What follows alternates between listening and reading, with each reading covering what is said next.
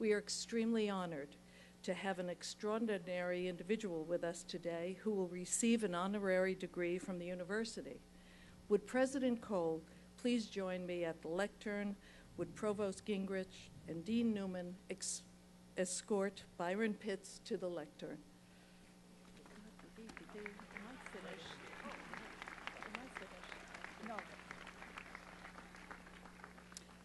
ByronPitts, your award-winning television news coverage of events such as the September 11, 2001 terrorist attacks and the invasion of Iraq have secured your position as a top journalist for CBS News. As the chief national correspondent for CBS News with Katie Couric and contributing correspondent to 60 Minutes, you have covered many major stories, including Hurricane Katrina, the war in Afghanistan, and the Florida presidential election recount. Your rise to national prominence as a journalist came in spite of the many obstacles you faced early in life. Born and raised in a working-class neighborhood in a single-parent home, you overcame many obstacles to graduate with a degree in journalism and speech communication from Ohio Wesleyan University, followed by a successful career in journalism. Over the course of your career, you have received 4 Associated Press Awards, a National Association of Black Journalists Award as Best Journalist of the Year in 2002, 6 Regional Emmy Awards, and a National Emmy Award for your work. In recognition of your contributions to journalism, Montclair State University proudly bestows upon you, ByronPitts, the degree of Doctor of Letters honoris causa.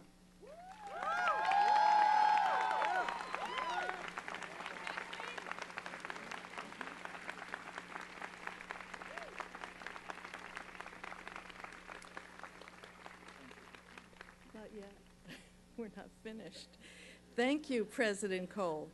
By the virtue of the authority vested in me by the State of New Jersey and the Board of Trustees of Montclair State University, and upon the recommendation of the President and faculty, I confer upon you the degree of Doctor of Letters, honoris causa, with all the rights, duties, and privileges and immunities thereunto appertaining, of which this diploma is written. Witness. Thank you very much.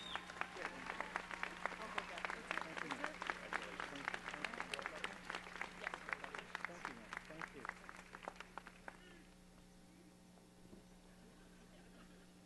If my grandmother could see me now, she'd be proud. You know, and not,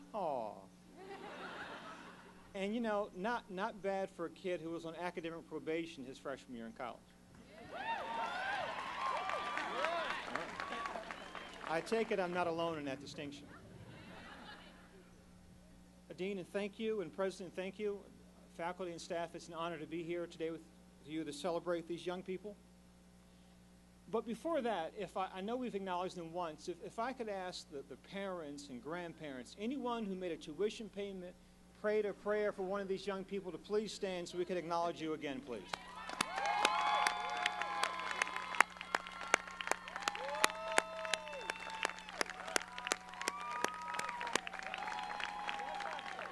Thank you. This is also your day.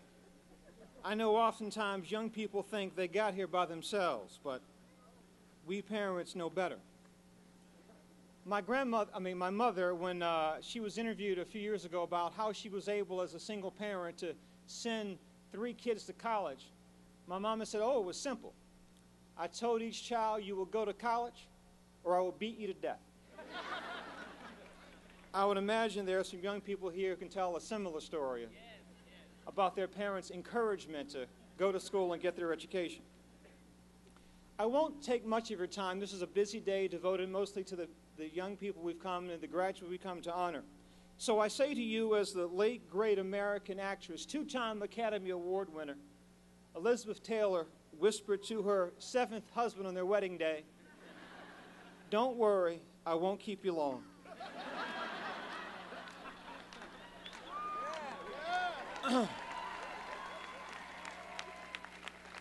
Congratulations to the graduates, class of 2011 from Montclair State University.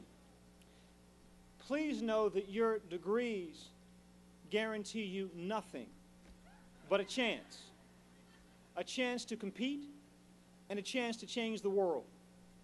And I hope you take that seriously. I have just a few points I want to make with you, but 3 words I want to tell you about that are incredibly important in your professional journey.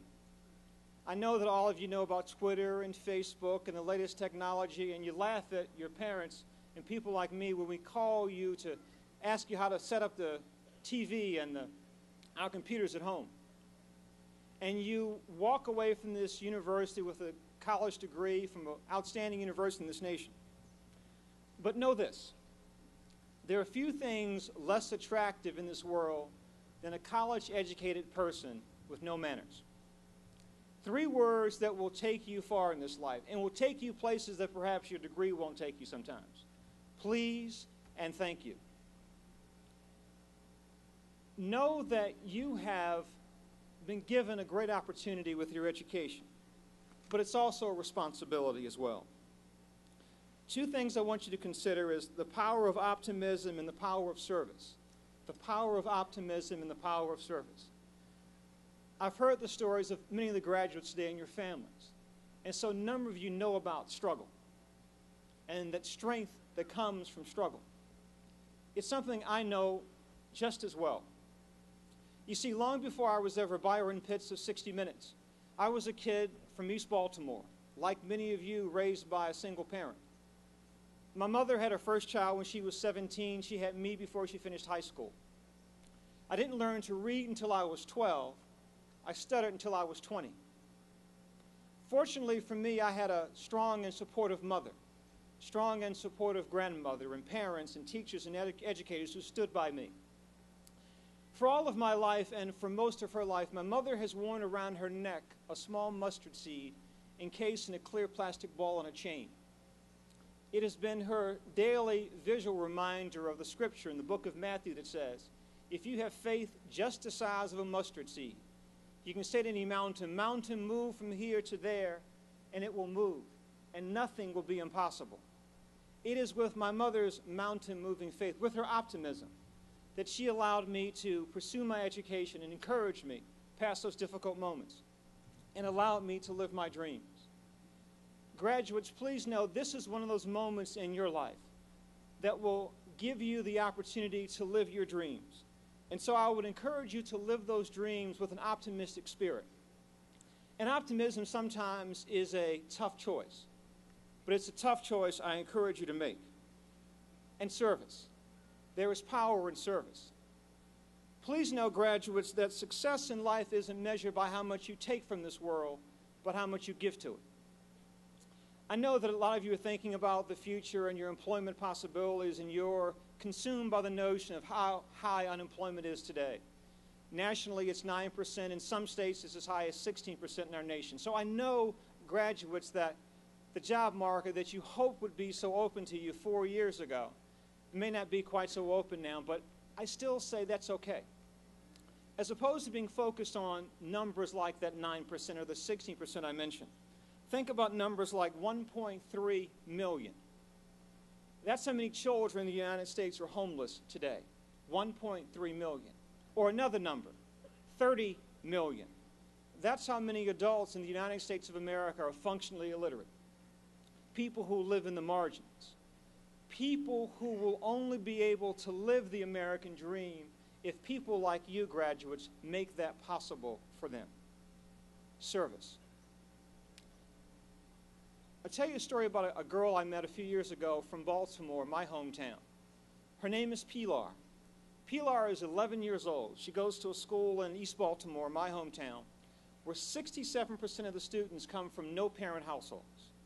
67% of the students in that school don't go home to a mother or father.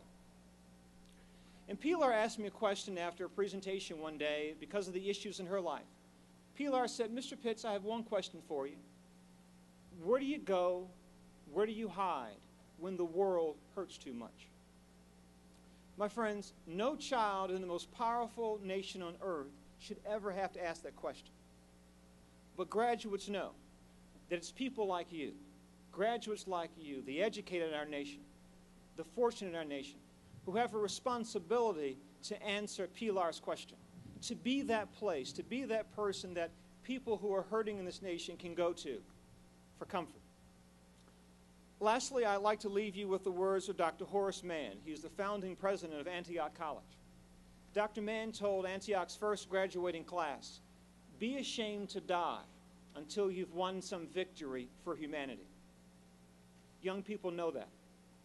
Be ashamed to die until you've won some victory for humanity. Congratulations. God bless you all.